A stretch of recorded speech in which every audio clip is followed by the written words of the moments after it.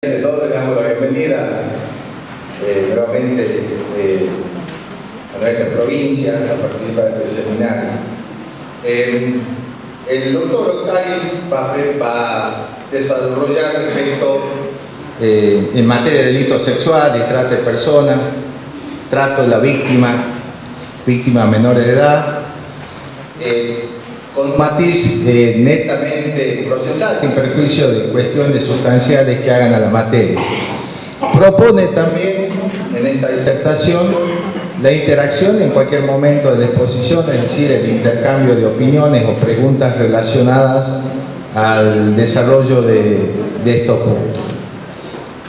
Profesora, tiene la palabra. Bueno, buenos días a todos. Yo me voy a parar, si a ustedes no les molesta, porque si no ahí soy un poquito bajito, no me van a ver, sobre todo los de atrás. Bueno, hoy, de acuerdo a lo que cuando me convoca Adolfo Alvarado me solicita, yo les voy a venir a contar qué es lo que yo hice durante casi 4 años en mi labor diaria de investigación de delitos contra la integridad sexual, de estos delitos tan complejos de investigar, por algunas cuestiones que ahora vamos a conversar. Y como ya dijo acá el doctor, obviamente que me gustaría que cuando ustedes quieran me interrumpan con cualquier cuestión que podamos, que pueda plantearse, cualquier cuestión que les haya pasado acá, alguna duda, alguna inquietud que tengan respecto de lo que yo estoy diciendo, o cosa que puede pasar también que no me entiendan lo que yo estoy diciendo. Entonces, porque me estoy explicando mal, entonces, en cualquier momento me interrumpen, no hay ningún problema y vamos haciendo de esto una conversación que me parece que es lo más rico y lo más fructífero. En lo que tiene que ver con lo que venimos hoy a conversar, es esto, ¿no? Esta es lo de arriba, ¿no? Nuestra competencia provincial. Igual que ustedes, delitos sexuales, artículo 119 al 133 del Código Penal, abusos, corrupción, prostitución, pornografía infantil, exhibiciones obscenas, rapto, grooming.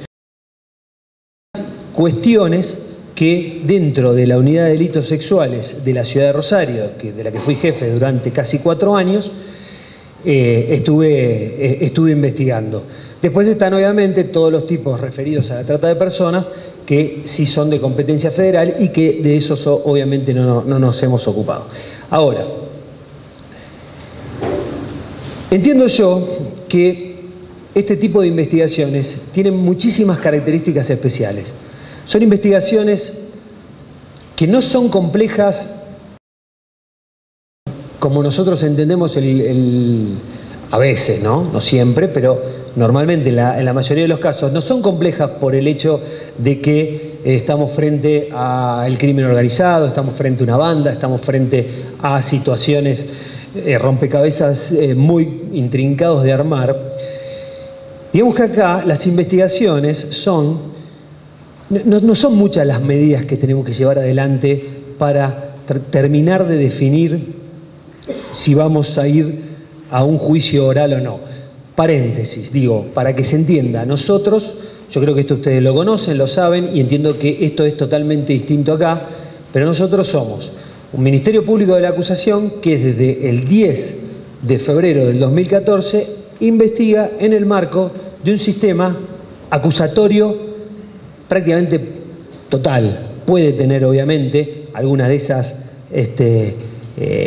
gotitas de tinta de las que habla Alvarado Belloso, que tiñen en definitiva el vaso de agua y que en definitiva lo convierte en un sistema distinto, pero realmente sí estamos inmersos en un sistema acusatorio en el cual el fiscal, a partir de, por ejemplo en el caso nuestro, del turno de sexuales, nosotros teníamos turnos solamente para delitos sexuales, que duraba una semana. Un fiscal estaba con un teléfono a las 24 horas para que lo llamen por un delito sexual durante una semana. A partir de allí, a partir de que ingresaba ese caso, y dependiendo obviamente de cómo avanzara, dependiendo de las características del caso, y ahora vamos a ahondar en todas estas cuestiones, a partir de allí el caso normalmente, salvo vicisitudes que tengan que ver con licencias, que tengan que ver con apartamentos, que tengan que ver con cuestiones de enemistad o no de las partes o con conocimiento de las partes u otras cuestiones que podrían suscitarse, ese fiscal empezó en el minuto cero de ese caso y va a llegar hasta el agotamiento de la pena. El mismo fiscal, pasando por todas las etapas que tenga que pasar, yendo a la Cámara de Apelaciones, durante la investigación penal preparatoria o después del debate oral, yendo a las audiencias de ejecución y dando tratamiento a todas las cuestiones que tengan que ver con ejecución. Es decir, el fiscal que nosotros tenemos dos categorías de fiscales, que la única diferencia que es lo que cobramos, nada más, porque el trabajo que hacemos es el mismo. Es más, hay un reclamo, obviamente, de los fiscales adjuntos en ese sentido.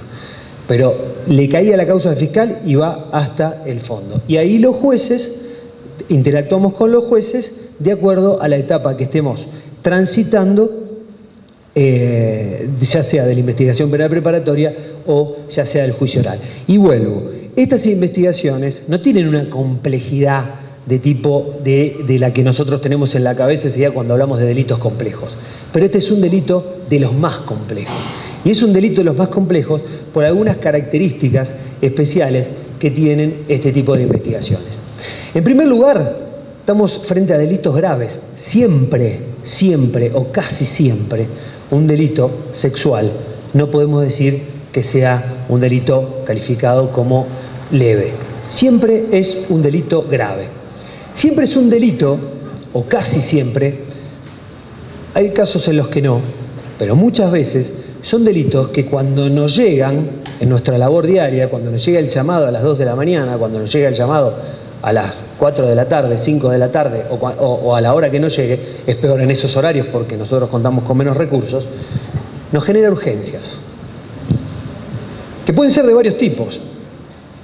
Esto es una elaboración mía, obviamente, es una elaboración que yo hago arbitraria. Digo, esta es mi forma de pensar cuando a mí me llaman de lo que nosotros tenemos, que usted tiene el CAB, acá nosotros se llama CABS, porque tiene un par de palabras más, las siglas, pero es lo mismo.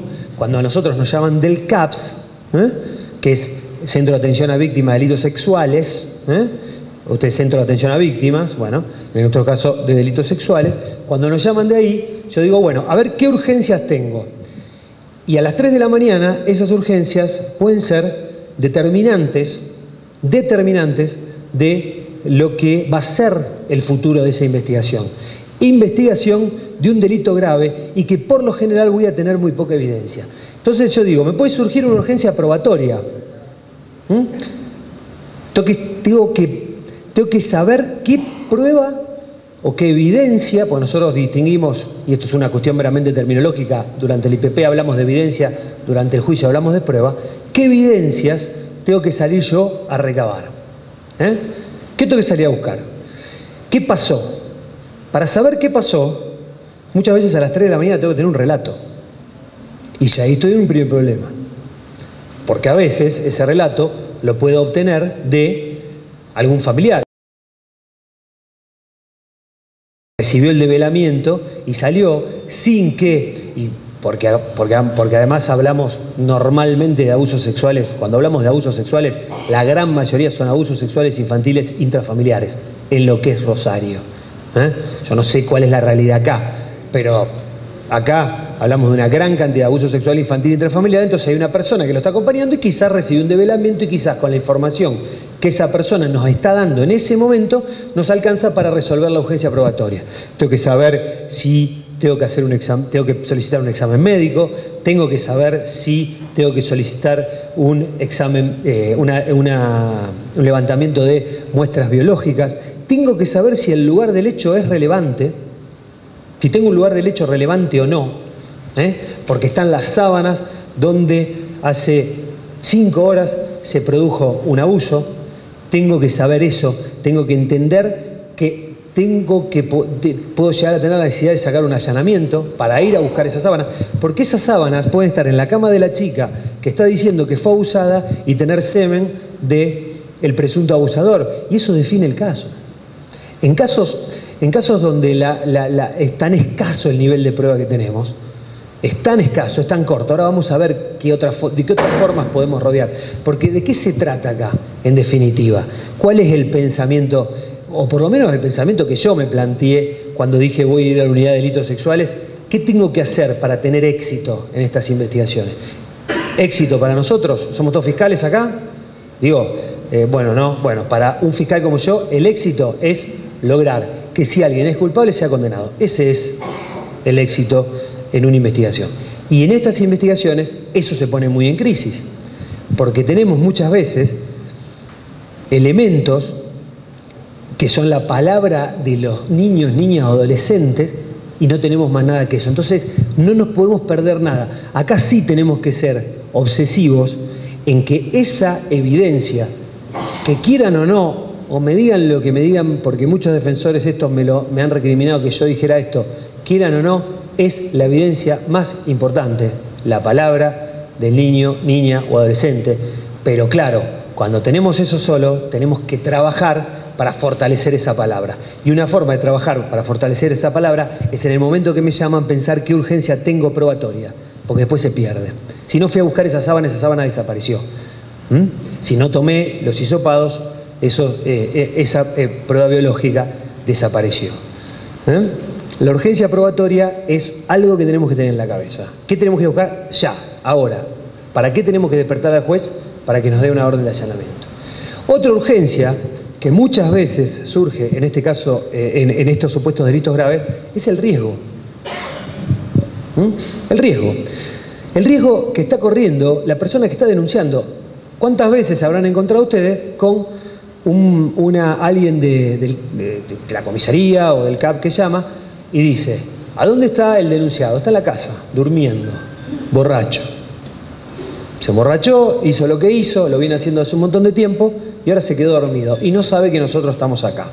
Bueno, ahí es donde tienen que aparecer otros estamentos del Estado, cosa que a nosotros en Santa Fe nos cuesta bastante, y más a determinados horarios, como para poder proteger a esas víctimas. Muchas veces la protección termina siendo que se vaya a lo de la tía, que vive a 15 cuadras, y estamos hablando de que una persona que cuando se despierte y sepa que lo denunciaron, probablemente pueda llegar a tener un acto de violencia respecto de esa tía y de esa presunta víctima. Es decir, urgencia de riesgo lo tenemos que resolver. Y finalmente, a nosotros, creo que a ustedes también, nos produce una urgencia procesal. ¿Y a qué le llamo urgencia procesal? Digo, estos son términos arbitrarios. Una urgencia procesal es que muchas veces esa urgencia probatoria y esa urgencia de riesgo en una situación de que, y para mandar a detener a la persona tenemos que recabar evidencias, las suficientes evidencias como para en el término de 24 horas a una audiencia imputativa y convencerlo de que nos dé una prisión en 24 horas, prorrogable por 48, desde el momento que se lo detuvo. Pero muchas veces no nos queda otra que resolverlo con una detención. Hasta ahora nos ha venido saliendo bien, esto de poder recabar la evidencia suficiente como para poder llevar a la detención en un plazo de horas y para que después en un plazo de 24 horas más poder llevarlo. Pero hay que trabajar, obviamente, rapidísimo. Son delitos que, como yo decía recién, y digo dentro de estas especiales características, tienen un alto nivel de impunidad, altísimo nivel de impunidad. Son los delitos. Rosansky, bueno, lo ubican, ha escrito sobre esto, pues tuvo algunas otras cuestiones, pero ha escrito sobre esto. Rosansky empieza una de sus conferencias, que si quieren la pueden googlear, está en internet, si mal no recuerdo es una conferencia que dio en España, que dice: el abuso sexual infantil es el delito más impune de la tierra. Y es verdad, porque si nosotros pensamos en la cifra negra que se dan este tipo de delitos, que es cercana al 90%, nosotros estamos hablando de una cifra negra cercana al 90%, es decir, se denuncian 10 de cada 100 casos que ocurren. Y la tasa de condena, porque el esclarecimiento acá no es un problema. El esclarecimiento normalmente no es un problema. Tenemos casos CNN, obviamente, pero normalmente sabemos quién es el denunciado. Hay una persona sindicada de antemano en relación a quién es la persona que está siendo denunciada. Pero la tasa de condena mundial, y esto a nivel mundial, ronda entre el 1 y el 2% de los casos denunciados. 1 o 2% de los casos denunciados. Es decir, que de esos 10 se logra condena entre 1 y 2 casos. Es decir, que tenemos una tasa bajísima de condena. Es el delito que más impunidad tiene y por eso Rosansky sigue diciendo en este punto, y lo sigo citando, dice: cuando entre una denuncia de abuso sexual infantil hay que actuar, ya, urgente, ahora. No podemos esperar a mañana, porque mañana ya estamos en una posición totalmente distinta, totalmente mucho menos ventajosa de lo que podemos estar. Entonces nosotros necesitamos ese compromiso ético con la capacitación y ese compromiso con la interdisciplina. Nosotros tenemos que saber trabajar interdisciplinariamente. Tenemos que entender que esto se trabaja desde lo interdisciplinario. Tenemos que saber que nosotros como fiscales, y yo como fiscal así vestido con traje, corbata y con esta cara, no me puedo enfrentar a un niño adolescente presuntamente que haya presuntamente sufrido un abuso sexual. Entonces tenemos que trabajar desde lo interdisciplinario y entender también que tenemos que respetar los tratados internacionales que hablan de los derechos de las víctimas y entender que aquí, en este tipo de delitos, me digan lo que me digan, me abucheen. ¿Hay defensores acá? ¿Hay algún defensor? Me pueden abuchear cuando yo diga esto, no tengo problema, pero aquí, y esto no es un invento mío, el debido proceso cede en algunos puntos. Porque acá es distinto.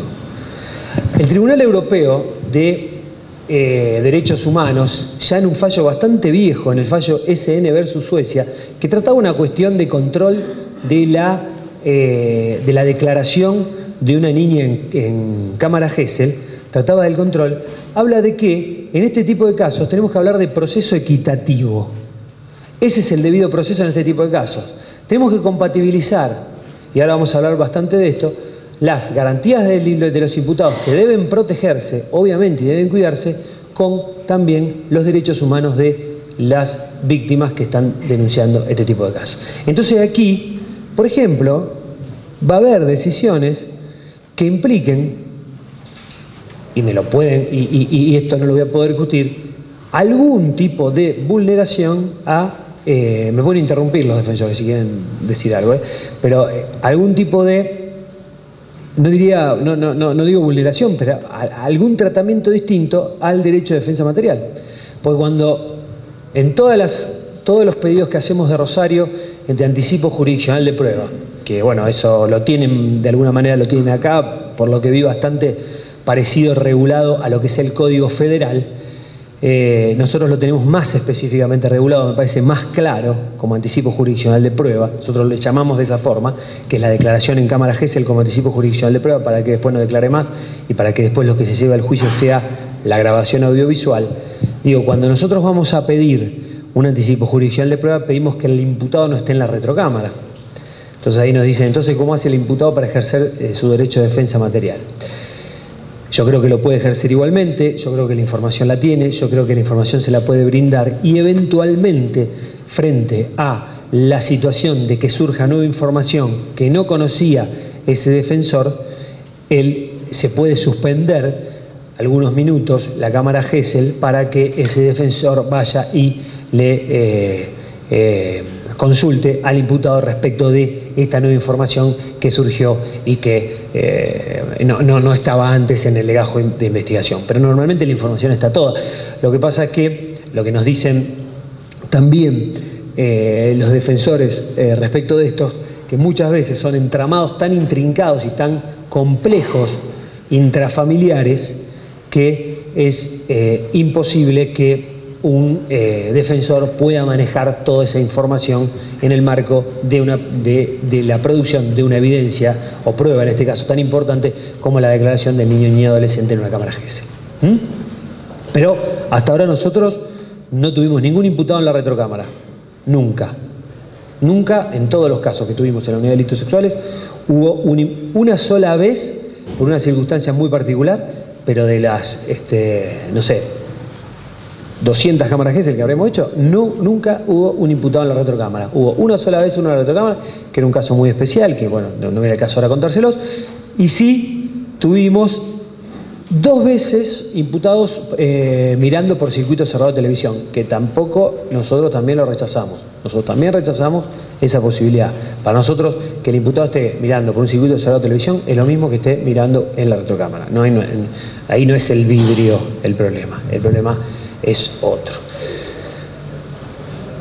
Bueno, entonces, la cuestión probatoria, ¿no? Las dificultades probatorias que esto tiene. La declaración, ya venimos hablando algo de esto, la declaración de la presunta víctima. Una primera cuestión que no podemos dejar de plantearnos, no podemos dejar de plantearnos cuando somos fiscales vamos a ser fiscales de este tipo de conductas delictivas, es qué valor estratégico tiene en juicio oral, porque nosotros también nos hemos planteado, porque esto de que se haga a los 10 días hábiles de la denuncia una cámara Gesell como anticipo jurisdiccional de prueba con autorización del juez, porque nosotros para esto tenemos que pedir autorización al juez, se haga la cámara Gesell. En la cámara Gesell obviamente está el juez, el defensor. Una cosa no le había dicho, que acepto que me den mate, eso si alguno tiene no hay ningún problema. Por ahí veo que hay algunos dando vueltas, así que los comprometo.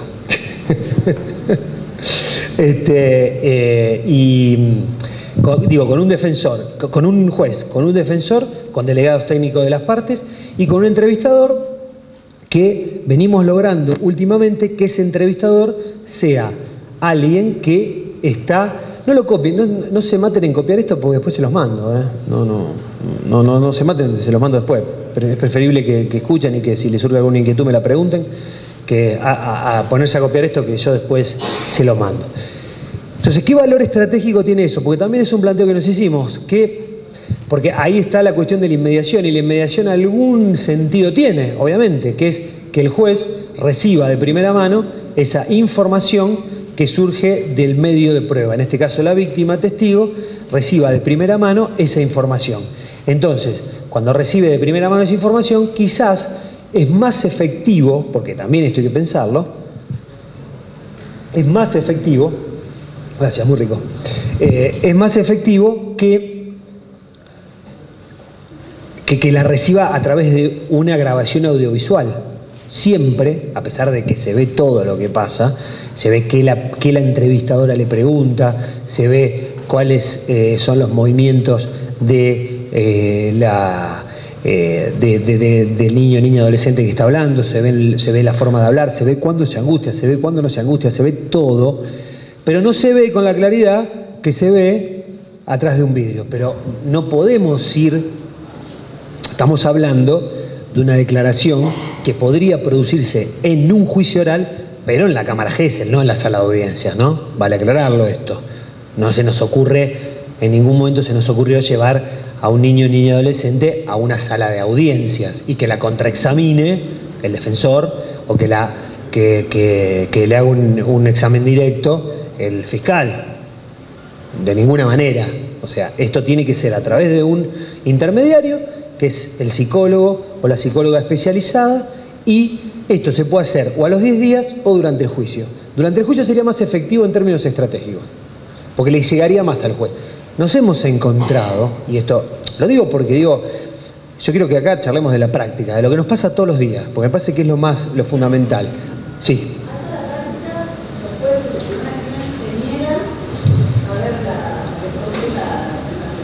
En juicio. La degradación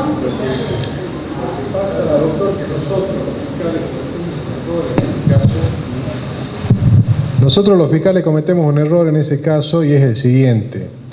En vez de dejar constancia en un acta que tal día, haciendo tal hora, se realizó la toma de declaración del menor o menor llamado tanto, las iniciales, en presencia del defensor, fiscal, y nada más que eso, transcribimos lo que dice, con lo cual eso ayuda para que los jueces de tribunal después no reproduzcan en la filmación.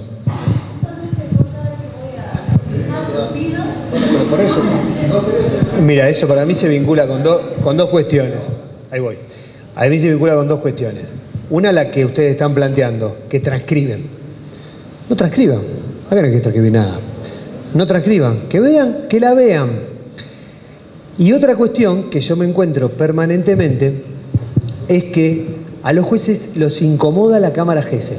Son situaciones, ahí voy, son situaciones que los incomodan. Son situaciones que quieren que se termine. Son situaciones que yo me he visto peleándome porque esto hay que suspenderlo porque la chica está llorando. Y sí, está llorando, y claro que está llorando. Y como fiscales hasta a veces nos ponemos contentos porque llora, porque sabemos que eso tiene más, esto entre comillas, obviamente, pero digo, está llorando, sí, obvio, está contando un acontecimiento muy traumático de su vida, ¿cómo no va a llorar? Pero no puede seguir, no está en condiciones.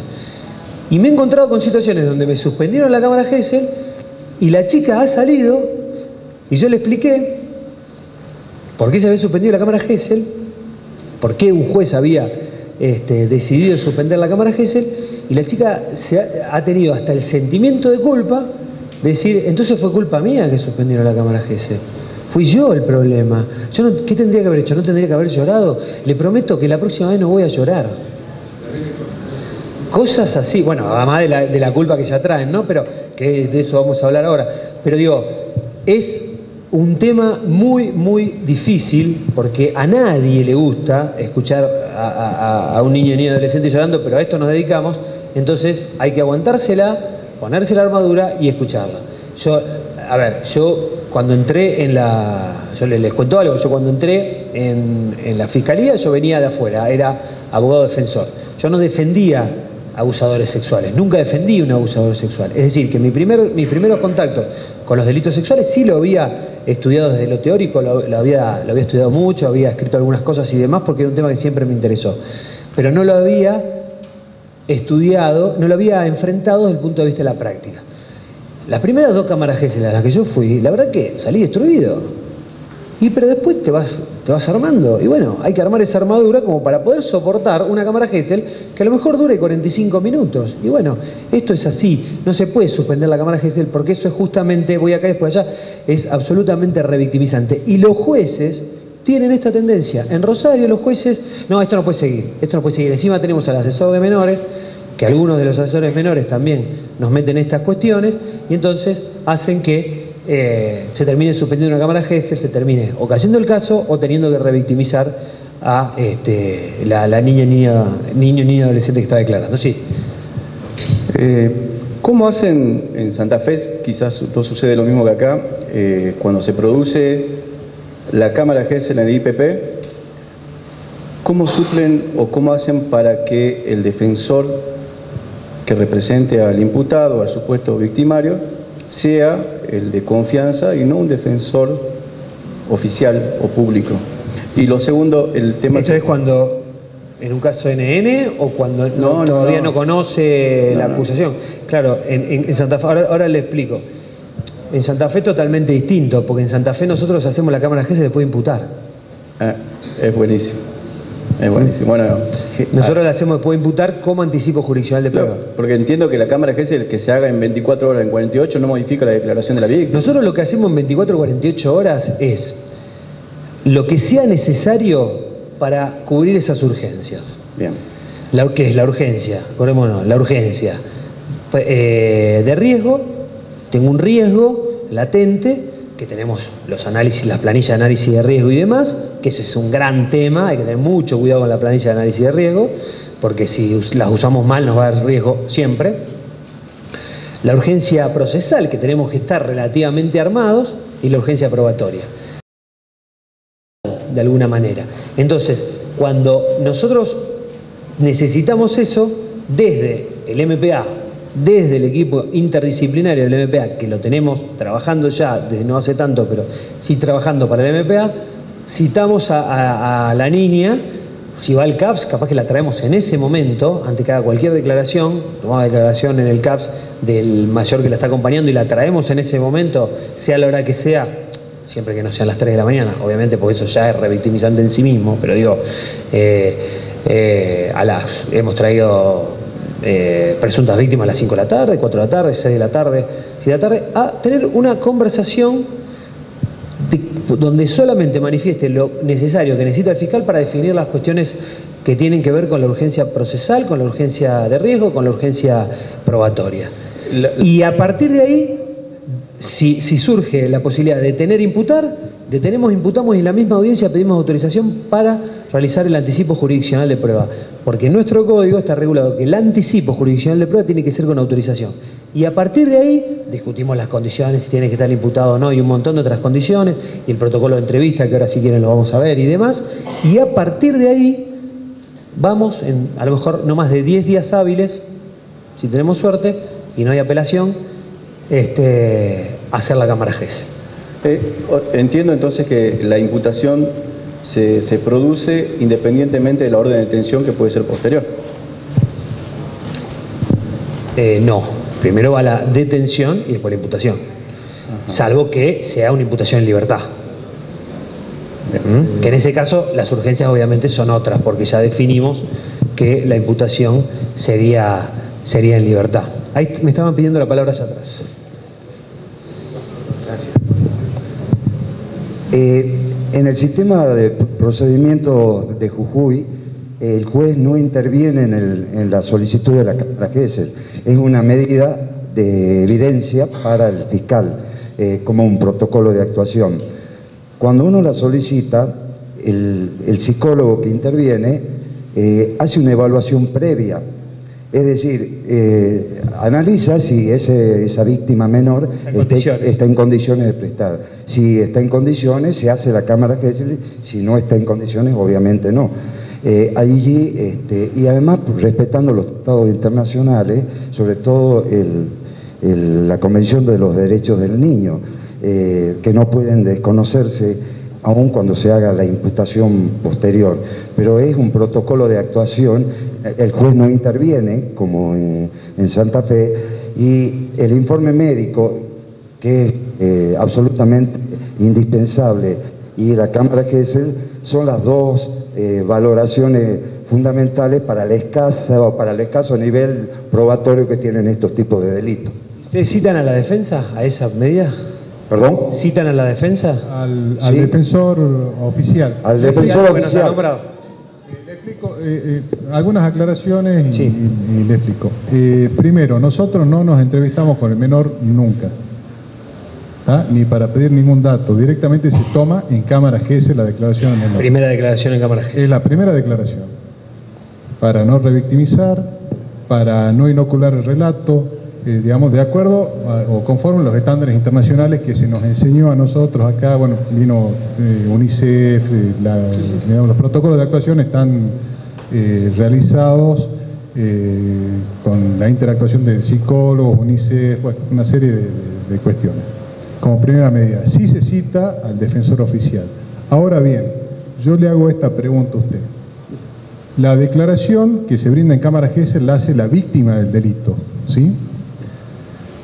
Cuando es mayor de edad y se presenta una víctima de un abuso, uno no lo llama, no dice, pará, no me contes más nada, lo voy a imputar al señor, que venga el abogado defensor y vamos a preguntarte, y si el abogado defensor te quiere hacer preguntas, te va a hacer preguntas.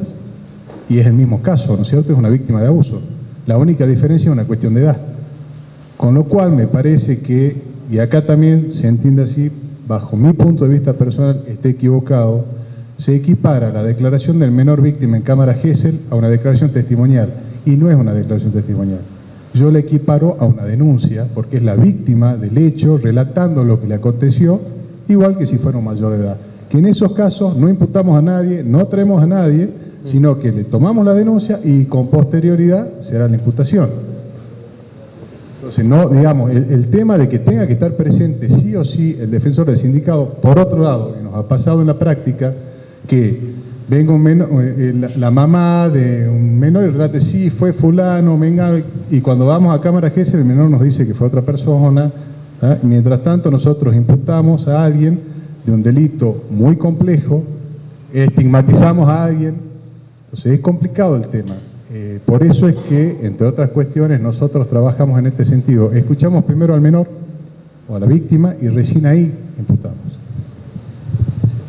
En realidad son sistemas distintos, pero están haciendo lo mismo en otro ámbito. Porque, a ver, y acá en una primera cuestión y después vamos a una segunda cuestión que me interesaría conversar con ustedes. Una primera cuestión es que ustedes van y escuchan al niño, ¿no? Niño, niña, lo escuchan. Que sea en una cámara Gesell o que sea en un recinto, en ese caso, salvo por si alguien tiene que estar mirando atrás del vidrio, que en este caso podría ser fiscal y defensor, si ustedes lo citan, pero es un defensor que no va a ser probablemente no va a ser el defensor del imputado, o sí, pero bueno, en ese momento no está designado.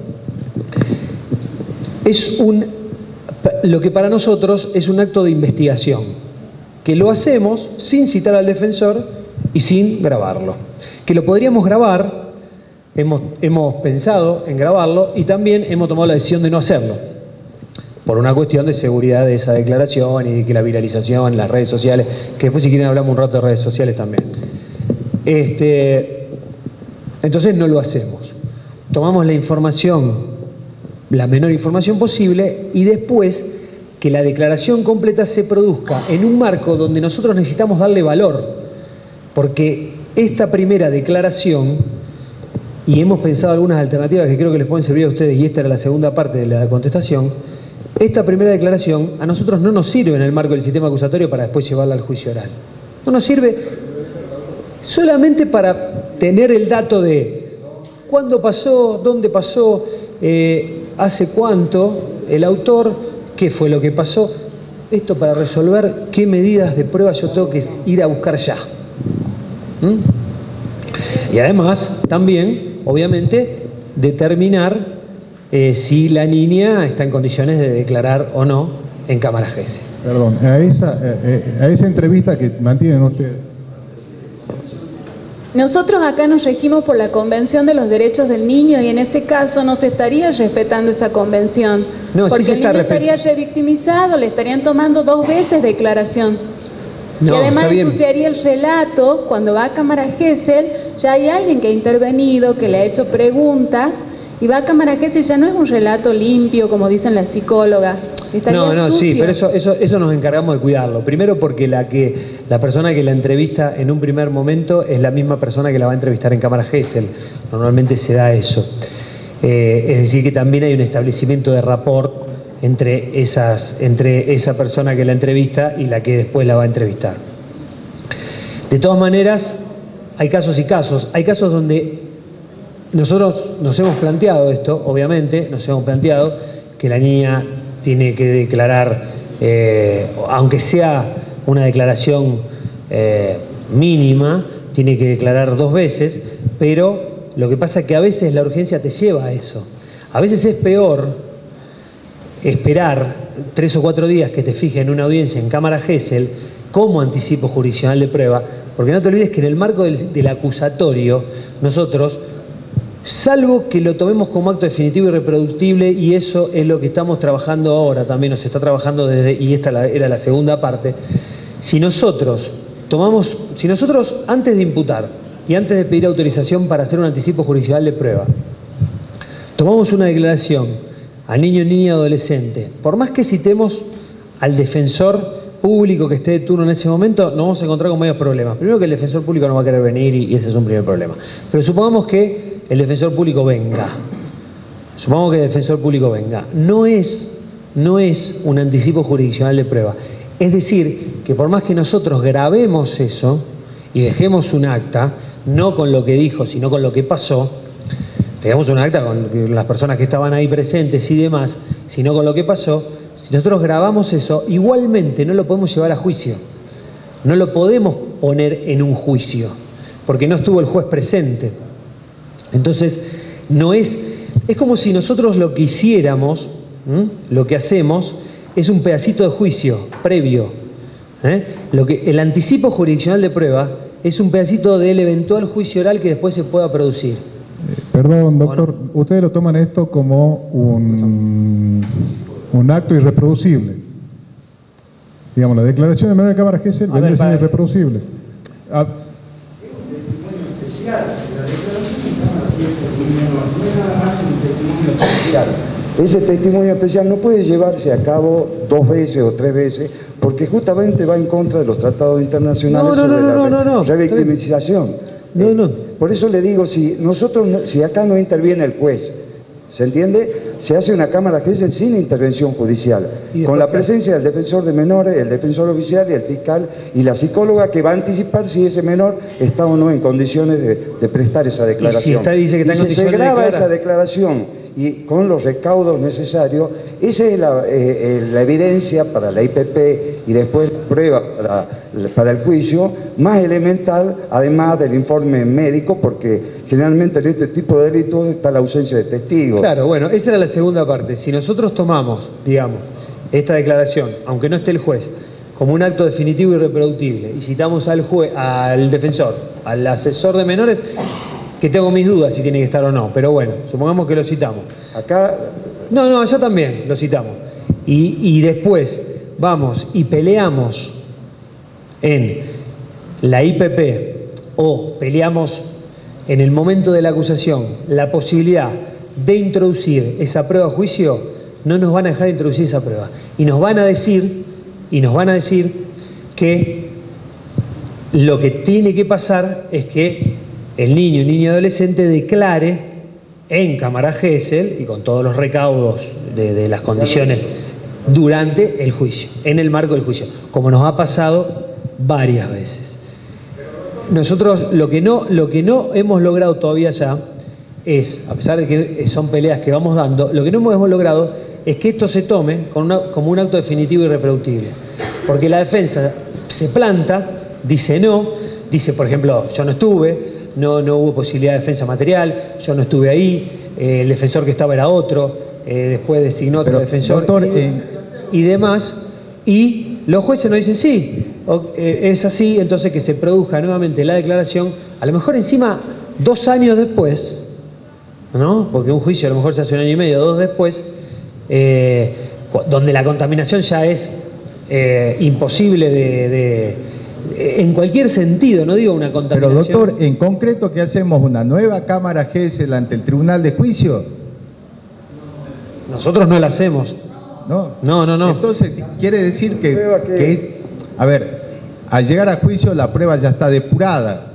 Han tenido oportunidad el fiscal de proponer su prueba y lo mismo que el defensor. ¿Sí? No, a ver si ordenamos, porque... No. Yo no estoy planteando hacer una nueva cámara Gesell. Es más, es lo que nunca hacemos, salvo en 2 o 3 casos que nos tocó hacerlo, pero por circunstancias distintas. Yo no planteo hacer una nueva cámara Gesell y por eso planteo hacer esto. Por eso nos planteamos hacer esto.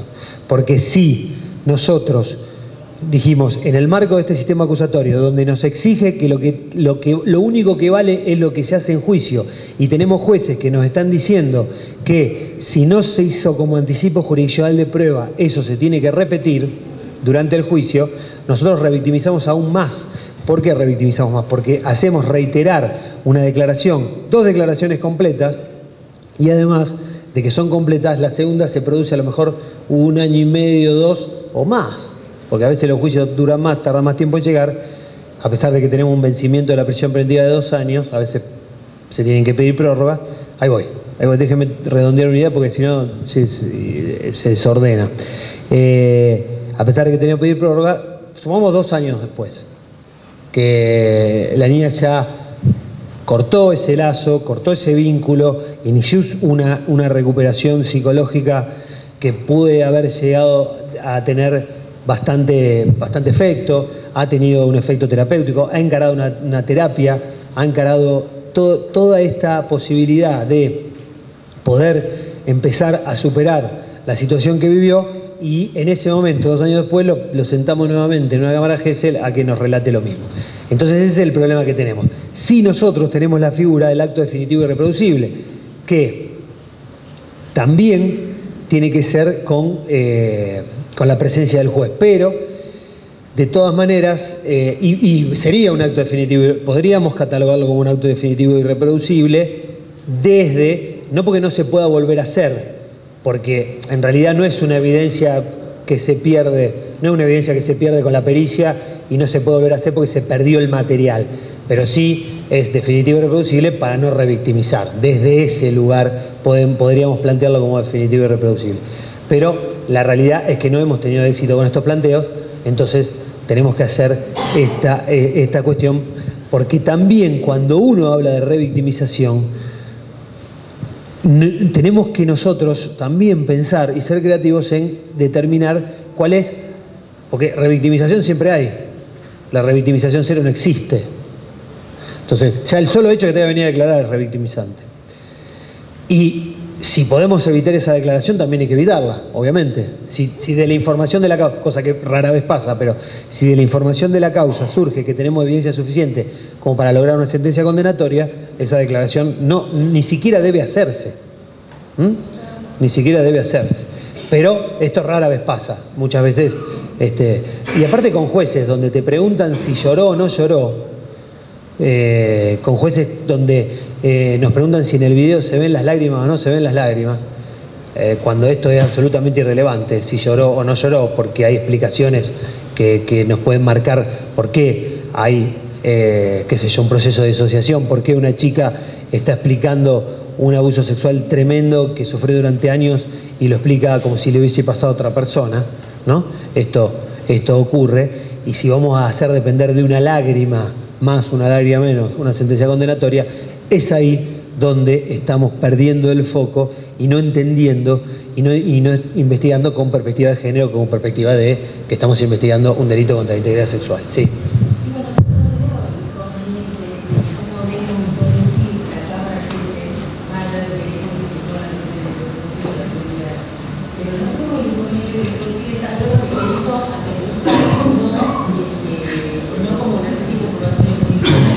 Se hizo de esa forma.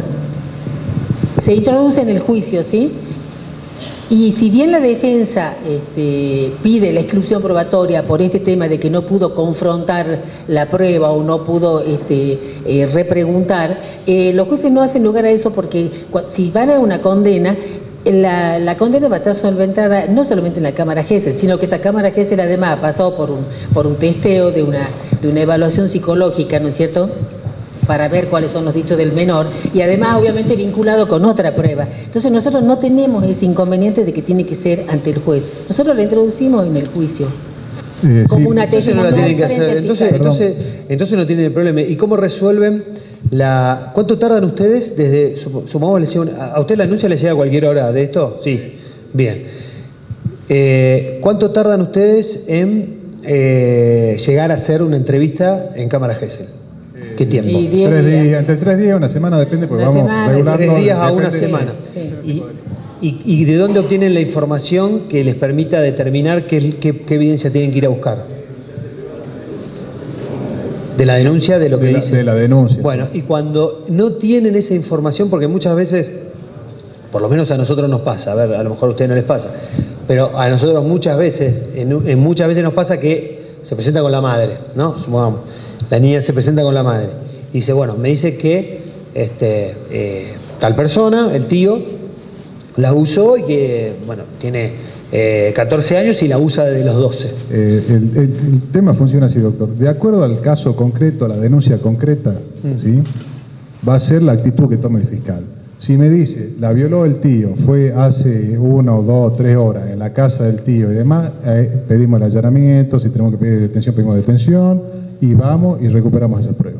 Ahora bien, si es un hecho que dice, hoy me dijo mi hija que el tío la habría abusado cuando tenía 2 años o hace 5 años, donde no tenemos prendas de vestir de la menor para cautelar, y posibilidad de hacer un hisopado tampoco, digamos, porque pasó mucho tiempo, bueno, vamos a Cámara Gesell. De todas maneras, y aclarando el tema de la Cámara Gesell, y de los colegas defensores que plantean siempre esta situación, cómo se zanja la cuestión con las preguntas que quisieron o que podrían haber hecho y no hicieron.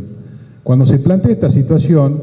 ¿Eso no le entendí? ¿Preguntas? Digamos, normalmente el defensor plantea la nulidad de la Cámara Gesell porque no pudieron estar presentes, no pudieron preguntar. Claro. Y ese es el problema que tenemos nosotros en Rosario. Bueno, pero ¿cómo se zanja la cuestión? Y nosotros no pudimos zanjar. Bueno, ¿nosotros qué hacemos? Primero, digamos, se trata de agotar el relato del menor con respecto a las circunstancias, modo, tiempo y lugar en que ocurrieron y demás. Cuando el abogado hace ese planteo, en realidad, ¿qué dice el juez al respecto? Primero, ¿qué es lo que usted hubiese preguntado que no se preguntó? ¿Sí? Y que haga al esclarecimiento del hecho o al derecho de su cliente. Tal pregunta. Si es realmente relevante, se hace una ampliación de cámara GESEL. Si no es relevante, se rechaza y se termina el tema. Creo que el 99% se rechaza, sí, claro. Tratamos de, cuando se toman las cámaras GESEL, de agotar esa instancia. Quería agregar algo. Con respecto, sí es cierto, pero se acostumbra a hacer después de la cámara GESEL una pericia psicológica también, donde sí el defensor que prefiere al imputado puede designar un perito de parte, y en el cual hizo mención la doctora hace un momento, pero esa pericia no tendría que ser sobre los hechos, sino sobre la capacidad psicológica, el estado de ánimo y los indicadores que puede presentar la víctima, no sobre el hecho. Y acá muchas veces hacen un vuelco sobre los hechos, ¿no? Sobre la declaración propia de esa. Claro, sí, sí. Sí, se hacen 3 o 4 sesiones. Por lo tanto, la constatación más acabada de que esa menor no solo no ha mentido o enmendado su declaración, sino que está dentro de lo que se supone que es un abuso, ¿no? Que ha sido víctima de un abuso. ¿Hacen un GA5 acá? ¿Cómo? ¿GA5 utilizan el método GA5? No conozco la técnica psicológica de la pericia en especial. Este que está acá. Nosotros utilizamos no. En realidad no es una pericia, pero sí, para nosotros no es una pericia, pero de todas maneras la pericia es un informe. Un informe psicológico, pero que puede pedir el victimario, puede pedir un perito de parte. Se miden varias cosas. Lo que se analiza en realidad es el relato. De todas maneras, es el relato. Lo que se analiza es el relato. No desglosar el relato. Tengo un ejemplo acá, a ver.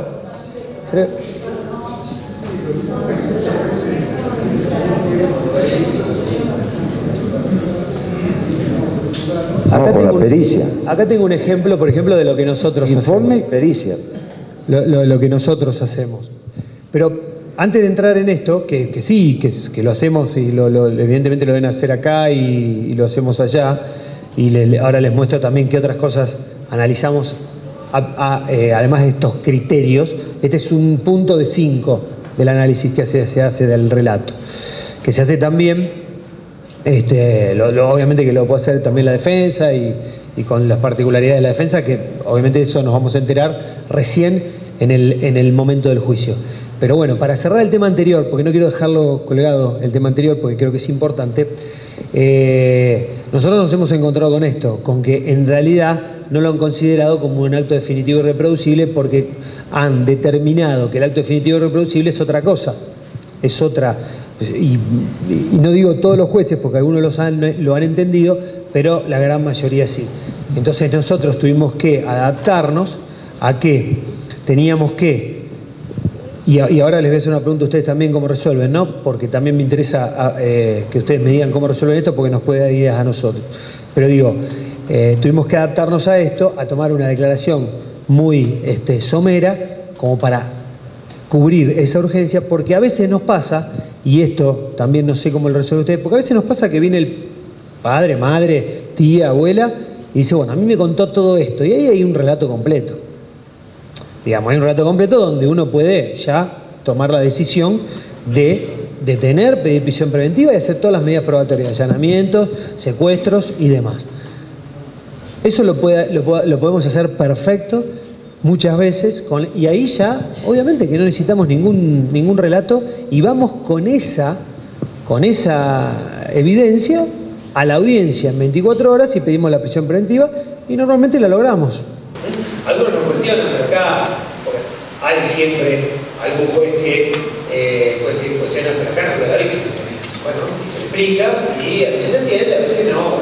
Pero normalmente tenemos éxito en esto. Ahora, ¿qué pasa cuando a nosotros nos pasa mucho ¿Qué hacen ustedes cuando vienen acompañados de un familiar, pero ese familiar no sabe nada? Cuando le empezamos a preguntar a ese familiar, ¿cuándo fue el último chequeo? No me lo dijo. Fue más allá de las 72, que el tema de las 72 horas para mí es absolutamente discutible. Igual, yo creo que las 72 horas son muy relativas y depende de cada uno de los hechos. Son 72 horas, son más o menos, pueden ser más en algunos casos pueden ser menos. Pero bueno, es un parámetro que se toma y se pone ahí el tiempo. Ahora, ¿qué pasa cuando, como nos pasa a nosotros le diría la mitad de los casos, cuando el adulto no tiene la información para nosotros entender qué prueba tenemos que ir a buscar? ¿Cómo lo resuelven en ese momento?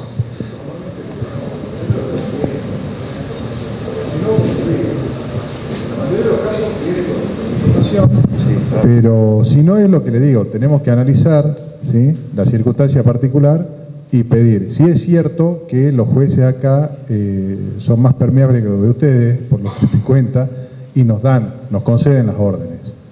Las órdenes de allanamiento, nosotros no tenemos... Tenemos la prisión preventiva, pero más adelante... Por ejemplo, cuando no saben el color de la sábana que hay que ir a secuestrar. Levantamos todo. ¿Todo? Todo.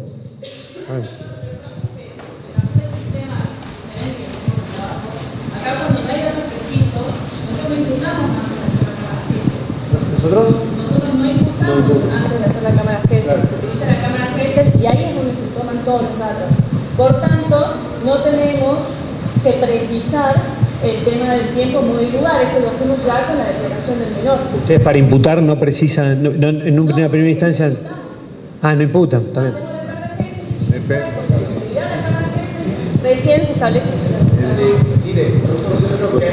Nosotros nos basamos en criterios de sospecha razonable, ¿no? Una denuncia circunstanciada, detallista, que se corrobore con un informe médico. Por eso me quedó flotando el tema que preguntó Fabricio. La cámara Gesell no siempre se hace después de la imputación. A ver, un segundito, doctor. Sí. Acá yo quería aclarar un punto que aparentemente habían planteado ahí.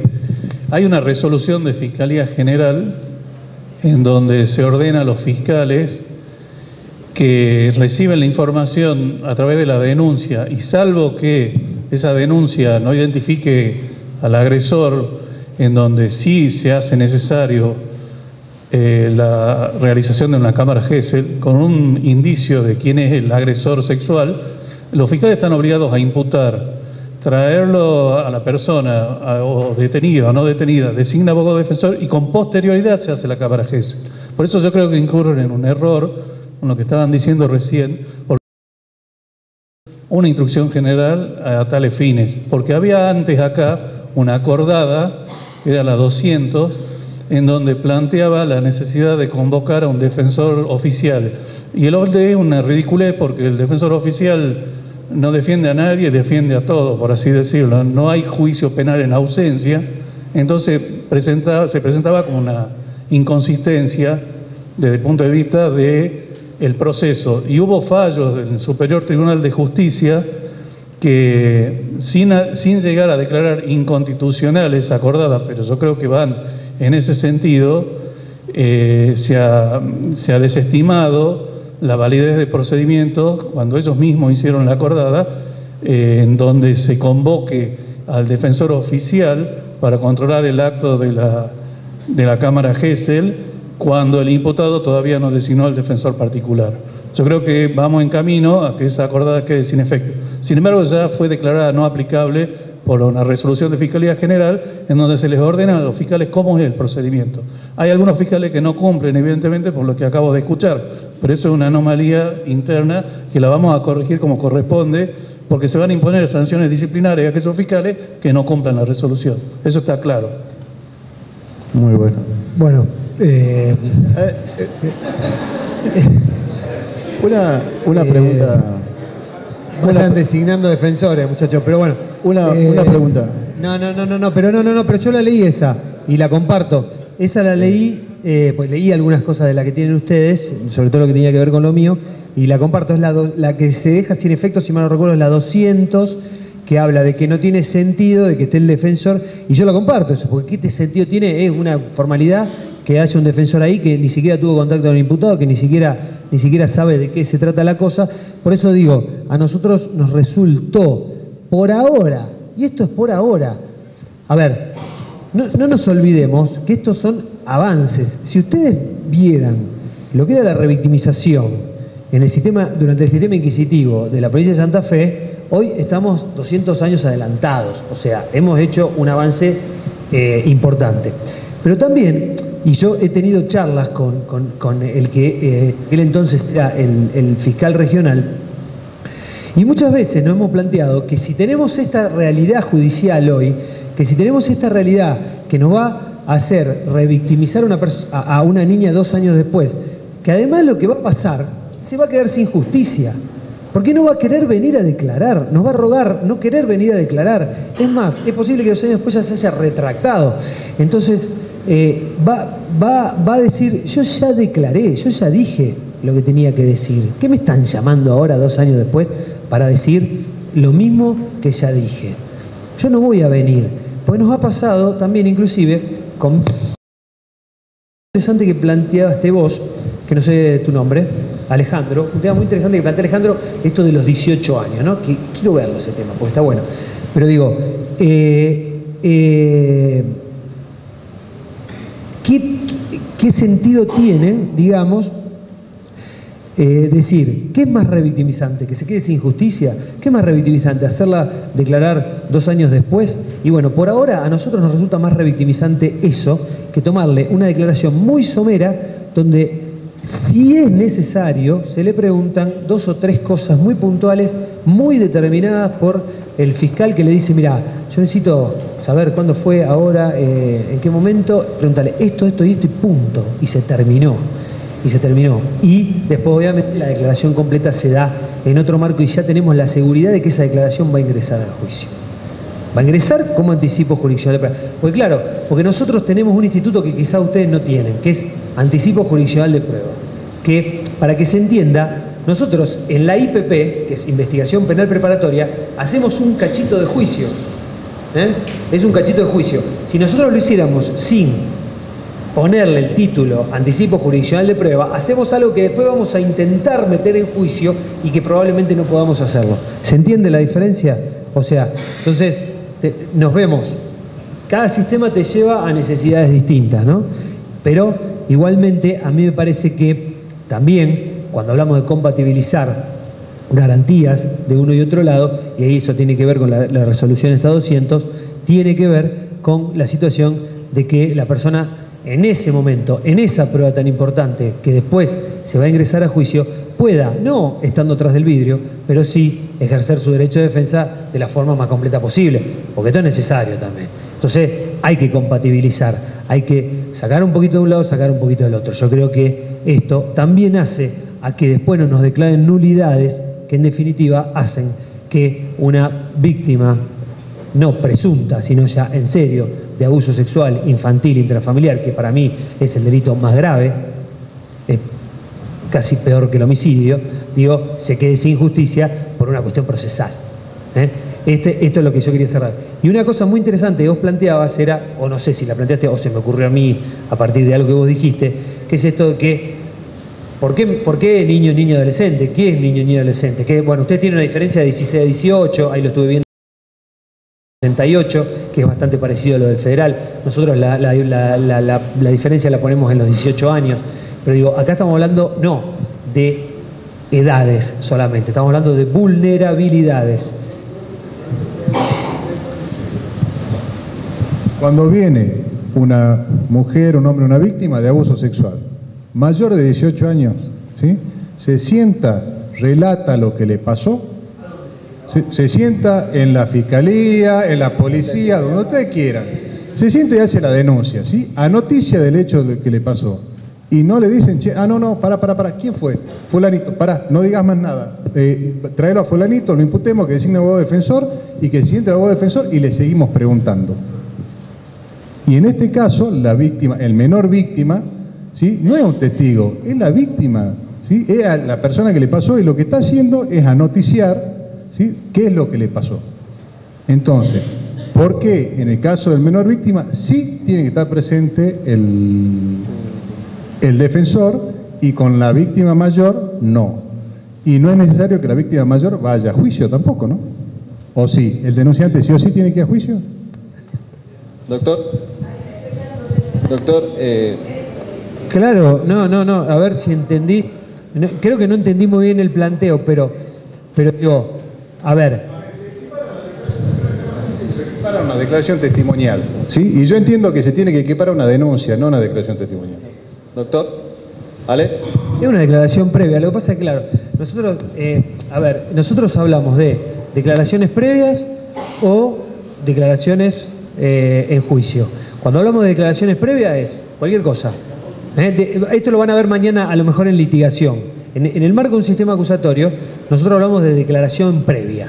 Declaración previa es una que se produce durante la IPP, que no sirve para el juicio, salvo para refrescarle la memoria al testigo o para marcar una contradicción, pero yo no la puedo introducir al juicio, como ustedes hacen con esto de introducir la declaración del chico. Ahora, esa declaración previa puede ser cualquier cosa, puede ser una denuncia, puede ser una entrevista en la fiscalía, que es una testimonial, y lo pongo entre comillas porque no lo es, porque no se le toma juramento, porque no se le toma juramento durante el juicio, o una declaración previa fue un libro que vos escribiste, lo que acaba de decir recién, lo que yo estoy diciendo ahora que me están filmando, todo es una declaración previa.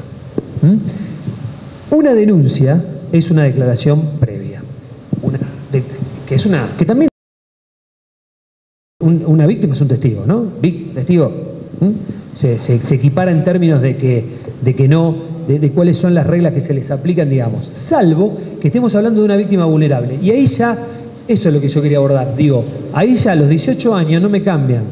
Porque si vos decís, no, mirá, la violaron, paren las rotativas, la abusaron, llamen al defensor, citen al imputado que designe un abogado defensor, y que esto se produzca en el marco de una... Nosotros eso no lo hacemos. Nosotros sigue declarando y no llamamos al defensor. A ver, le voy a contar un caso particular. Les cuento un caso particular porque está bueno que tengamos caso. No lo hacemos. No llamamos al defensor y no lo tenemos que llamar. Y tampoco tenemos que llamar al defensor o al imputado cuando tomamos cualquier declaración previa. Sí, cuando hay un anticipo jurisdiccional de prueba, sí, cuando vamos a juicio. Y sí, el defensor podrá citar a esa víctima, y si esa víctima quiere ir a la defensoría, irá, y si no, no. Y si el defensor podrá citar a todos los testigos que nosotros entrevistamos, y si quieren ir a la defensoría, irán, y le podrá tocar el timbre en la casa al defensor a decirle, yo vengo a preguntarle cosas que el fiscal no le preguntó. ¿Estamos? Pero para que termine la idea. Pero eso se da todo en el marco de declaraciones previas. Les cuento un caso muy cortito, sí, muy cortito. Tengo un caso donde salen dos primos a bailar en un feriado. El primo la pasa a buscar a la prima por la casa y demás. Me empiezan a tomar. La chica pone de manifiesto, dice, y ahí entra todo lo otro, ¿no? Porque también el pensamiento estratégico en litigación, que nosotros lo tenemos que hacer permanentemente, y ustedes también lo deben hacer permanentemente. Pero la chica dice, a las 4 de la mañana se me bajó la persiana, no me acuerdo más nada. Y me acuerdo que me desperté a las 6 de la mañana, tirada en un campo, sin la parte de abajo de mi ropa, con mi primo al lado, con el pantalón en una pierna, con un zapato mío adentro del pantalón de mi primo, y tengo flashes de mi primo encima mío, de mi primo, pero flashes.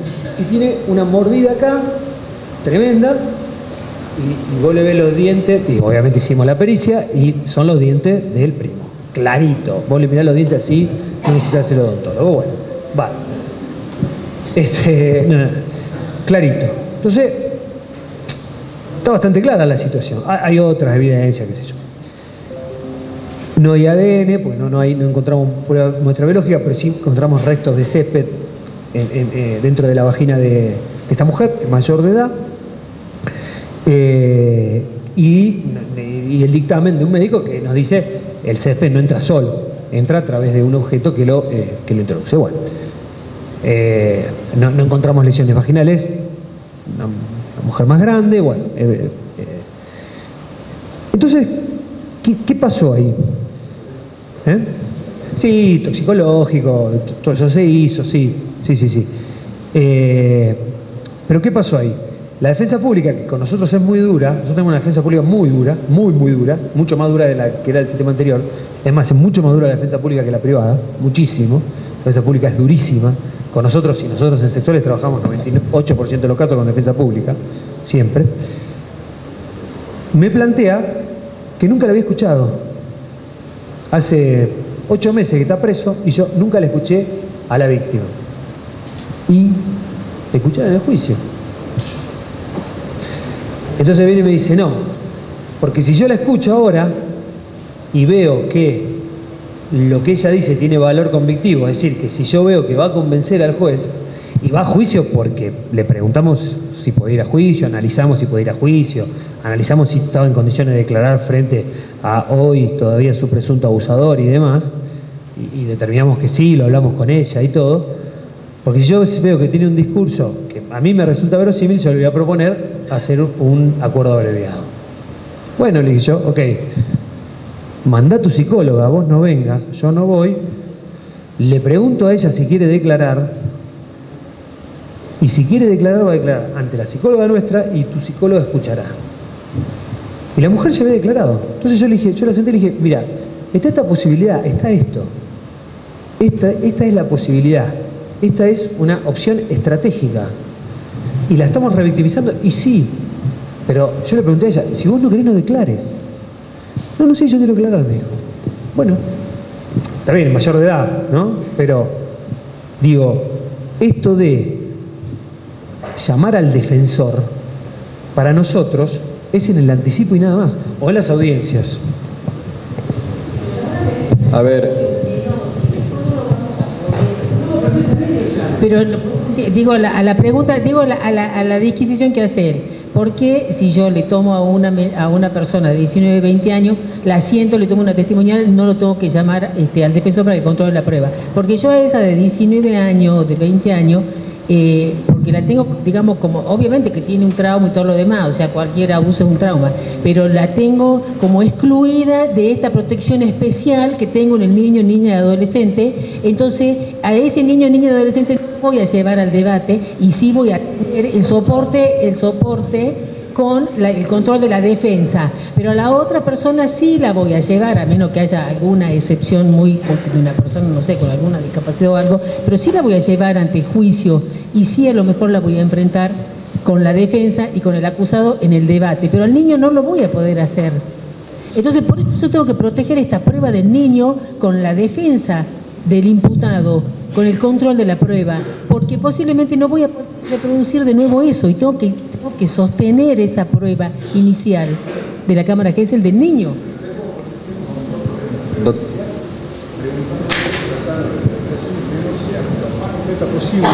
Y que si hay algún elemento que haga al derecho del presunto autor, ¿sí?, también lo diga, y tenemos todo. Pero vamos más concreto, para practicar el examen médico al menor víctima, ¿hay que darle o correrle vista o darle aviso al defensor del sindicato?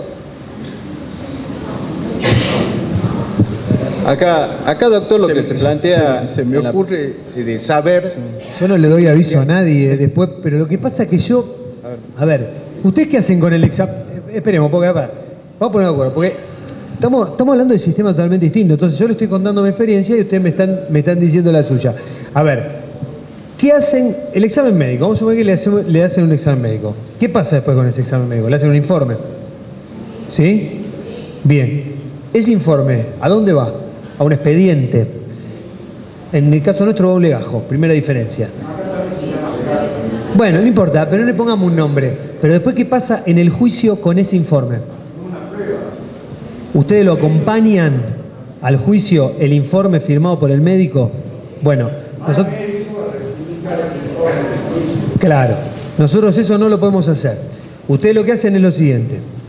lo que hacen es acompañar el informe médico, lo sientan al médico en el juicio y le pregunta, ¿usted ratifica todo lo que dijo el informe? Sí, ratifico todo lo que dijo el informe. Entonces, ¿alguna pregunta más le hacen o solamente eso? ¿Alguna pregunta más? ¿Alguna pregunta más? Pero básicamente es eso. Bien. Después lo tendrá el defensor para preguntarle lo que él quiera. Nosotros no podemos acompañar el informe médico. No podemos acompañar el informe médico. ¿Estamos? O sea, no podemos ir en la acusación que nosotros presentamos. Escuchen porque a ver si entendemos para que podamos entender las diferencias que tenemos. En la acusación que nosotros presentamos, nosotros decimos, primera parte de la acusación, el escrito, decimos, bueno, nosotros venimos a acusar por tal y tal motivo porque consideramos que hay evidencia suficiente y la evidencia suficiente, por ejemplo, lo que dijo el médico en tal momento, bla, bla, bla. Ese es un juez distinto a los de juicio, no va a ser el mismo juez, ¿no? Va a ser un juez distinto. Por más que hay un colegio de jueces y que a veces algunos están en el IPP, algunos están en juicio, sí seguro, nosotros ese juez que ya está contaminado, no lo vamos a tener en juicio.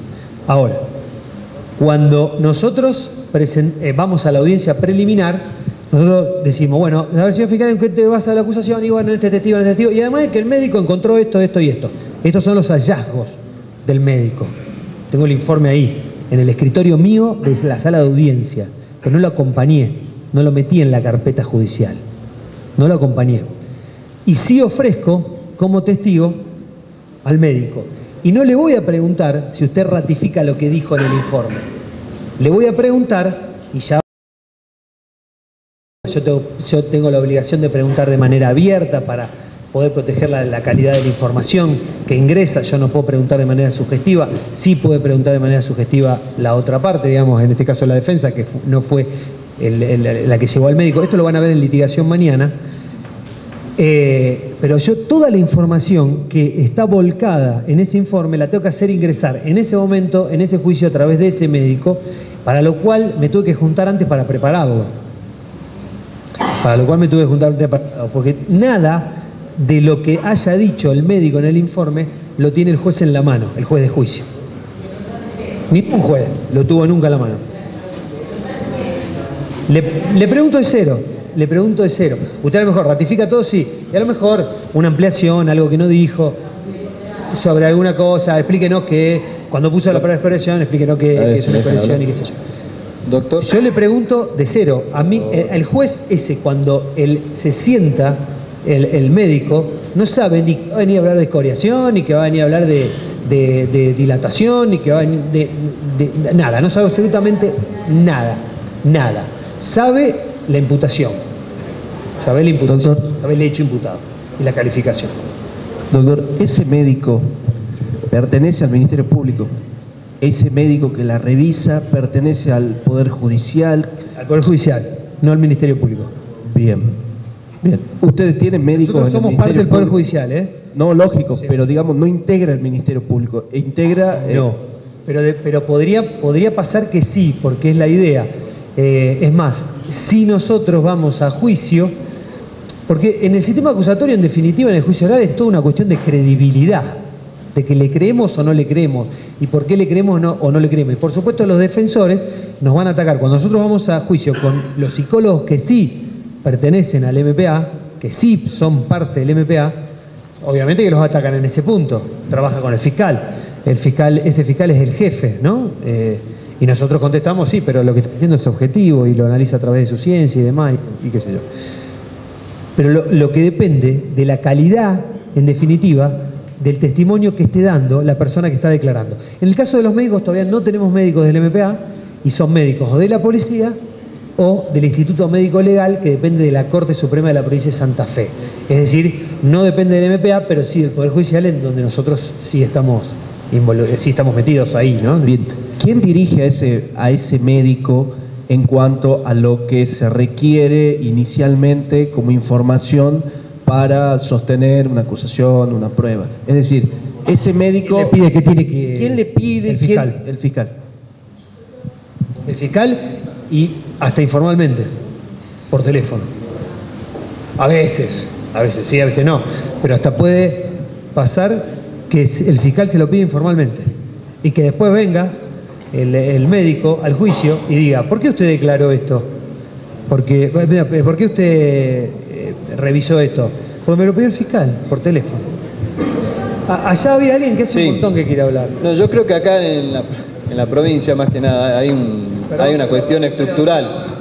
Hay una cuestión estructural. Generalmente las víctimas mayores de edad que son sometidas a abuso sexual, si después se reproduce el relato en el juicio, a veces se aparta al imputado, se lo saca a la sala de audiencia para que no tenga un contacto visual directo.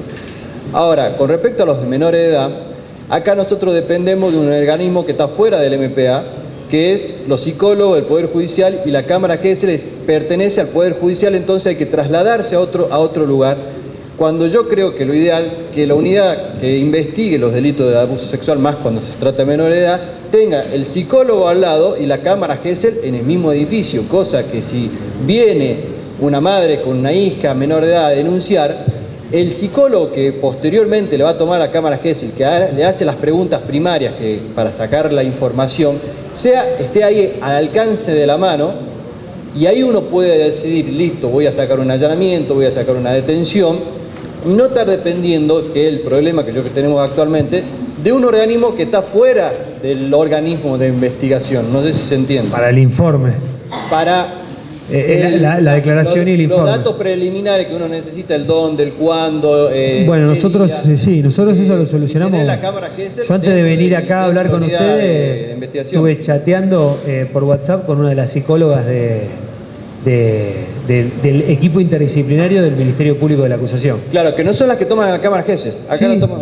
Allá sí. Ah, allá. No, allá pero sí. Acá no, acá dependemos de allá además, un equipo cuando lo aceptan, si no lo discutimos en audiencia, pero cuando lo aceptan, la defensa, que hay aparte de un acuerdo interinstitucional con la defensa para que esto sea aceptado, porque ha quedado demostrado a lo largo del tiempo que las que más objetivas son tomando las cámaras Gesell son justamente las del MPA, son las que mejor aplican el protocolo de entrevista, de las 7 fases y demás, que bueno, ustedes deben aplicar acá también, son las mejores haciendo esto, entonces lo toman ellas mismas. Entonces sí, la tenemos mucho más al alcance de la mano. La cámara Gesell está a media cuadra en el edificio de tribunales, pero sí, tenemos al alcance de la mano porque lo importante ahí no es, lo importante es la distancia burocrática entre una cosa y otra, digamos, burocrática entre comillas, ¿no? Para llamarla de alguna manera. Nosotros salimos de la cámara Gesell y inmediatamente podemos tener una conversación con la psicóloga que tomó la cámara Gesell para que nos cuente cuál es su opinión respecto de lo que acaba de pasar. Para mí lo importante es que acá el abordaje que haga la psicóloga que le va a tomar los datos primarios al niño o niña es que nosotros nos aporte, que no el informe preliminar de acá, esos datos no nos aporta, justamente. No los aporta. No los aporta. Lo aporta directamente el relato del niño o la niña después, en la cámara Gesell. Por ahí claro, y el informe preliminar al fiscal le llega como la semana o las 2 semanas. Entonces sería lo bueno tener al psicólogo al lado. 2 semanas, un informe de una declaración. No, preliminar a ver si estaba en condiciones o no. Bueno, entonces a ver, me parece que eso sinceramente, y usted discúlpeme, es más revictimizante que lo que hacemos nosotros. O sea, me parece. Doctor. Yo. Doctor. A pesar de que veo allá caras que no están de acuerdo, pero... Doctor. Sí, ¿a dónde estamos? Acá. Una pregunta. Sí. Esta entrevista que tienen ustedes, que dijeron antes de la cámara Gesell que hacen traer el menor, ¿lo hacen con algún requisito que esté presente un psicólogo, la madre, el mayor? ¿Con consentimiento de la madre? ¿O no necesariamente la madre, sino de la persona que la esté acompañando? ¿La hace el fiscal? No, ¿la entrevista? Sí. No, lo hace un psicólogo. Un psicólogo nomás. Psicóloga, normalmente. Psicólogo. O sea, tenemos un solo psicólogo que utilizamos para entrevistas en casos, por ejemplo, cuando es un niño o en alguna situación particular. Con esa declaración ante el psicólogo toman la evidencia para poder hacer la imputación. Sí, o las medidas que tenemos que tomar. Pero es esa declaración... Además, muchas veces pasa que a ustedes les debe pasar también, y que lo vi en un protocolo de ustedes que leí ayer, muchas veces se produce espontáneamente esta declaración por parte de los niños. Lo vi, ahí es una cuestión que plantean ustedes en un protocolo, que en ese caso, si mal no recuerdo, dice que no hay que frenarla y hay que tomar nota de lo que dice. Bueno, se produce espontáneamente también, y esto a veces se produce en el CAPS, a lo mejor. Lo que pasa es que En el nosotros CAPS siempre... es comisaría, estoy hablando. Cuando hablo de CAPS, hablo de comisaría. Es como explicaba el doctor, siempre, o sea, los psicólogos que hacen, que sería esta entrevista preliminar a la Cámara Gesell, son psicólogos que dependen del Poder Judicial y la hacen cuando ya solicitamos la Cámara Gesell. Por ahí sería poder instrumentar para tener este grupo de psicólogos, un grupo de psicólogos que puedan hacer esta recepción inicial. El equipo interdisciplinario propio, claro, que a nosotros nos costó tener bastantes años, pero sí lo fuimos manejando a través de pasantías, de gente que sabía mucho el tema y que vino a poner el lomo, digamos, por muy poco sueldo, pero vino por vocación y lo manejamos de esa manera a través del tiempo. Lo que pasa es que para mí, sinceramente les digo, las urgencias también hay que resolverlas. Y cuando tenemos... Hay casos que no, hay casos que, a ver, vienen y nos llaman a nosotros desde el turno, al turno de delitos sexuales, y por las características del caso, lo que sea, bueno, que se presente la madre el lunes en la fiscalía, se llama el viernes, que se presente el lunes, le damos una cita, hablamos con ella, vemos cómo seguimos y demás. Pero hay situaciones donde, donde no solamente, yo en un congreso me acuerdo que planteé que la palabra de los niños y adolescentes hay casi que tomarla como la evidencia biológica, porque se pierde con el tiempo, ¿no? Doctor, perdón, no, lo que usted hablaba al principio de la importancia de riesgo en este tipo de casos. Nosotros en cursos que hemos tenido de capacitación nos decían, la cámara Gesell es como el Fiat 600 frente a la videograbación, que es lo actual, porque, por ejemplo, con experiencia de Costa Rica, Estados Unidos, lo que recomendaban era que esa toma de declaración especial tenía que ser lo antes posible, y me parece bueno, disculpe la opinión mía sobre el anticipo jurisdiccional que dicen ustedes, que me parece que es lo más acertado, porque cuando el niño, digamos, sin olvidarse de la víctima, que es el niño víctima, cuando se anima a hablar es cuando hace crisis, y quizás en esa oportunidad es la única que tenemos para que el niño revele y declare sobre todas las circunstancias. Y en la videograbación, en donde consta no solo el lenguaje hablado, o que algunos transcriben, pero lo correcto es el hablado, se ve el lenguaje corporal, gestual, anímico, etcétera, etcétera. Y si el fiscal, nosotros fiscal, perdemos esa evidencia de ese momento único, quizás cuando llegue el juicio, después de 2 o 3 años, el niño ya está en otra instancia.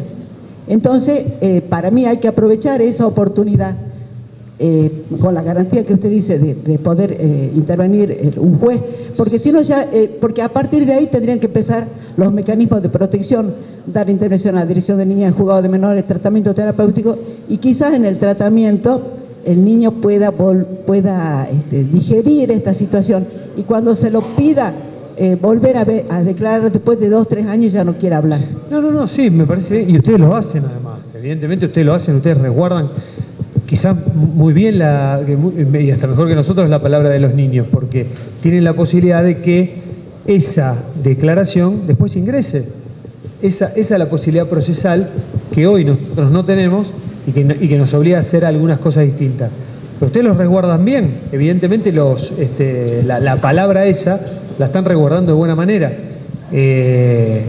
Y lo que pasa es que también hay una cuestión de calidad de la información, porque es mayor, digamos, la calidad de la información que ingresa en un eventual juicio si se hace con un anticipo jurisdiccional de prueba, con ya un defensor establecido, con ya un defensor que habló con el imputado, independientemente de que no esté ahí, y con la grabación audiovisual, y bueno, y esta cuestión de que ingresa a lo escrito, pero eso es una cosa muy solucionable, digo.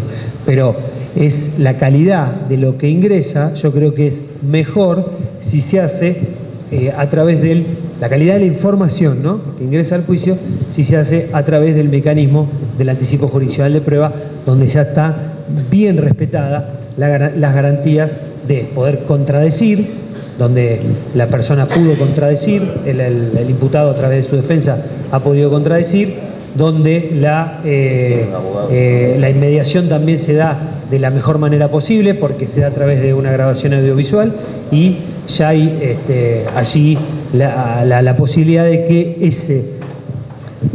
después en el juicio oral pasan cosas que hacen que no logremos las condenas, porque en el juicio oral queda todo a la vista. Después en el juicio oral todo digamos, cuestión de que sea dudosa o que hayamos hecho dudosamente, por ejemplo en nuestro caso, si nosotros pretendiésemos llevar esa primera entrevista a un juicio oral o citando a un defensor que todavía no es tal, o no citando a nadie y diciendo que es un acto definitivo e irreproductible, y en definitiva que el juez nos lo deje ingresar, también hay que pensar en términos estratégicos, porque esa prueba, ya convertida en prueba en juicio oral, no va a tener el valor, para mí, el valor de persuasión que tiene que tener justamente una de las evidencias más importantes. Lo van a ver mañana. Un juicio oral donde todo tiene que pasar de nuevo, lo fundamental es ir y convencer, y para ir y convencer tenemos que ser persuasivos, y para ser persuasivos tenemos que tener buenas pruebas. Nosotros nos hemos encontrado inclusive con cámaras Gesell hechas como anticipo jurisdiccional de pruebas, mal hechas en cuanto a la forma de llevar a cabo de la entrevista, en cuanto a la forma de realizarla, que en definitiva terminaron siendo muy poco persuasivas para convencer a los jueces de que la persona que estaba declarando ahí, niña, adolescente que estaba declarando ahí, estaba diciendo la verdad. ¿Por qué? Porque se le preguntó de manera sugestiva, porque se la indujo. Digo, en el marco de la entrevista, no antes. Se le preguntó de manera sugestiva, entonces eso pierde valor persuasivo. Ya perdemos cierto valor persuasivo llevando un video y no produciéndolo ahí. Pero eso lo tenemos que hacer y está bien que lo hagamos. Ahora, no podemos perder más valor persuasivo haciendo que, por ejemplo, qué sé yo, pero bueno, es una cuestión de lo que decían los jueces también, ¿no? Como siempre, es una cuestión de lo que los jueces decían. Nuestros jueces, si nosotros vamos con eso, a pesar de que nos dejaran ingresar, vamos a suponer que nos dejaran ingresar, después cuando el defensor se ponga a decir todo lo que tiene que decir, no se le preguntó esto, no habló de esto, no habló de lo otro, no se le preguntó tal detalle, no se le preguntó tal otro, no se analizó todo esto, por ejemplo, que tenemos ahí, que no sé si se ve muy bien, pero no se analizó todo esto, no se siguió, no se fue en la búsqueda de estos elementos para hablar de la posibilidad de que se le pueda creer, de que sea creíble su discurso. En definitiva, creo que perdemos valor persuasivo y perdemos estamos frente a la posibilidad de perder un juicio. Bueno, yo iba a seguir con esto, pero bueno, me faltan millones de cosas de este PowerPoint. No sé si vale la pena que sigamos o que si quieren hacer algunas preguntas. Estos son ejemplos de estos análisis que nos mandan a nosotros respecto de cómo desmenuzan el relato de la niña, cómo ven el clima emocional del relato y demás. Y después, algo importante de lo que les iba a hablar, o si quieren terminamos, pues a mí me tocó, después de estar en la unidad de delitos contra la integridad sexual, me toca ahora, hace un par de meses, estar en la unidad de cibercrimen. Y obviamente que cibercrimen es una unidad que está bastante relacionada con delitos sexuales, sobre todo en dos cuestiones que tienen que ver. ¿Ustedes tuvieron acá el operativo Ángel Guardián? ¿Alguno lo tuvo? Que fue un operativo que se hizo en todo el país, en algunas provincias, pues no me acuerdo si estaba Jujuy involucrada, pero fue un operativo de pornografía infantil de una persona que presuntamente estaba ubicada en Perú, no sabíamos si estaba ubicada ahí o rebotaba a través de la señal, rebotaba desde ahí, y ahora me toca estar en cibercrimen con algunas cuestiones que no están relacionadas con delitos sexuales y, bueno, acá estaban lo de las condiciones para entrevistas, esto después lo pueden ver y las fases de la entrevista, lo pueden ver y yo les voy a mandar este PowerPoint, lo pueden ver y cualquier duda que tengan, que no van a tener ninguna, cualquier cosa me lo avisan y lo charlamos. El tema del cibercrimen, yo ahora estoy muy involucrado en lo que es, soy como jefe de la unidad de cibercrimen.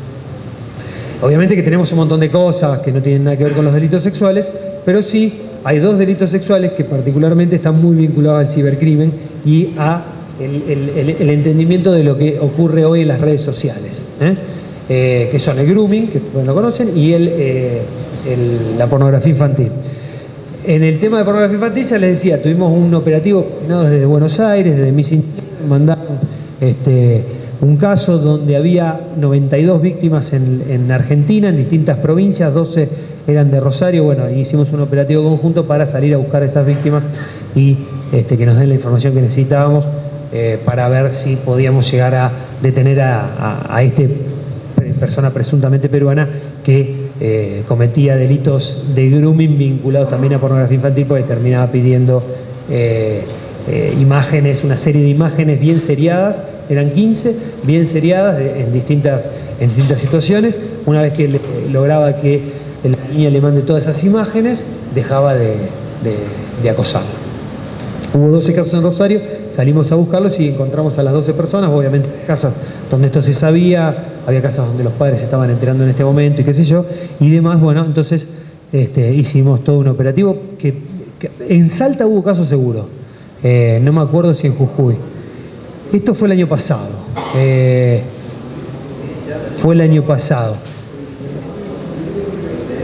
Fue un operativo conjunto, ¿no? Coordinado desde la Fiscalía de Cava, que es el que tiene el convenio con Missing Children, a través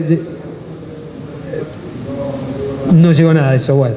Donde llegan los reportes, pero de esto no. Está bien. Acá hay algunas cuestiones que, si quieren, podemos ver. Ya igual deben estar cansados, ya estamos a punto de terminar. Pero algunas cuestiones acá, y lo que hay que ver en estos casos es el comportamiento que hoy tienen los chicos en las redes. O sea, esto es lo fundamental, determinar que, sobre todo acá, cuando los chicos van a las redes, a cualquier red social, y el investigador esto lo tiene que entender, tiene estas percepciones, ¿no? Esta cuestión de que nada grave puede pasar, y en realidad es mucho más grave que casi que publicar una foto en la calle, ¿no? Publicarla en una red social, y que esto de que están buscando permanentemente alimentar su ego. Y hoy el ego de los chicos y sobre todo de los adolescentes pasa en gran medida por las redes sociales. Esto de cuántos likes tenés, cuántos me gusta, cuánta popularidad, cuántos amigos de Facebook y demás, y eso los hace permanentemente se expongan a este tipo de peligro. Y eso es lo que tenemos que tener en cuenta cuando, hago un resumen muy rápido, cuando empezamos a investigar estos delitos, sobre todo vinculados a víctimas, niños, niñas y adolescentes, me refiero a, sobre todo a delitos contra la integridad sexual, grooming y pornografía infantil. Eso es lo que tiene que ver con esta cuestión. Pues obviamente, hoy podríamos hablar de todas las medidas que se pueden realizar, pero eso ustedes seguramente lo conocen bien. Pero cuando hablamos de este tipo de investigaciones, las etapas de grooming, que ustedes la conocen, el caso de Micaela Ortega, que lo conocen, ¿no? Sí, lo conocen, el caso de Micaela Ortega, que termina encontrándose con Jonathan Luna, y demás. Acá quería llegar, tenemos que empezar a entrenarnos para entrar a esto, a lo que es la deep web. ¿Saben lo que es esto? Sí, lo saben lo que es la deep web. Esa web que está por debajo de la web, esa web a la que se ingresa solamente a través del Tor, que es el Tor, el navegador, Onion Router, esas son las siglas. Onion Router es router de cebolla, ¿no? Cebolla porque tiene varias capas de encriptación y demás. Y esta es para nosotros hoy la gran ciberdelitos vinculados a lo sexual, nosotros también, obviamente, es el gran desafío. El gran desafío que estamos tratando de implementar es empezar a trabajar con agentes encubiertos digitales, empezar a hacer inteligencia, no solamente inteligencia digital, la gran herramienta de hoy día, hoy la inteligencia, hoy el fiscal tiene que saber de inteligencia digital, lo mismo que inteligencia de caso. Hoy yo me animo hasta decir que la inteligencia digital es casi más importante que la inteligencia de caso, o por lo menos nos da datos muy importantes para después desarrollar la inteligencia de caso, es decir, que ahí es donde tenemos que capacitarnos, y empezar a trabajar la figura del agente encubierto, obviamente, sí, la figura del agente provocador, pero la figura del agente encubierto digital es algo que no estaría previsto realmente, pero sí podríamos entender que está contenido en alguna legislación. Bueno, esa simplemente una inquietud, ya estamos terminando, se alargó por las preguntas públicas que ustedes hicieron, así que si tienen alguna pregunta más, son las 12:30, si tienen alguna pregunta más, si no, ya son varios, igual, explicarle el cansancio. ¿Alguna pregunta? ¿Hacer alguna anotación? ¿Alguna cuestión? ¿No? Bueno, muchas gracias.